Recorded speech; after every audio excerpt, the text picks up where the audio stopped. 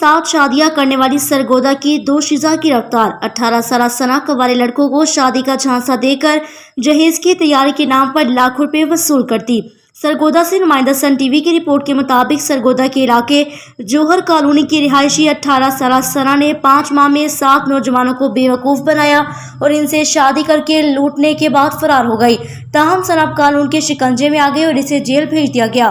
Police के मुताबिक दोशीज़ा ने एक ग्रुप बना रखा था जिसमें इसके जाली माँ बाप, भाई और रिश्तेदार शामिल थे। सना के झूठे रिश्तेदार कवारे लड़कों को शादी का झांसा देकर जहेज की तैयारी के नाम पर लाखों रुपए वसूल करते थे, जबकि लड़की शादी करने के बाद अपने शौहरों के घरों का कीमती सामान चोरी करके गायब हो जाती थी। पुलिस हकाम का कहना है कि नौसरबाज गिरोह का इंकशाफ इस वक्त हुआ जब लड़की से शादी करने और लूटने वाले 2 नौजवानों ने पुलिस को दरखास्त दी और सेशन कोर्ट में अपने अपने निकाहनामे पेश किए। पुलिस ने सना को गिरफ्तार करके अदालत में पेश किया, जहां से इसे जेल भिजवा दिया गया। अदालत ने हुक्म दिया मुलजिमा के दीगर साथियों को भी गिरफ्तार करके अदालत में पेश किया जाए।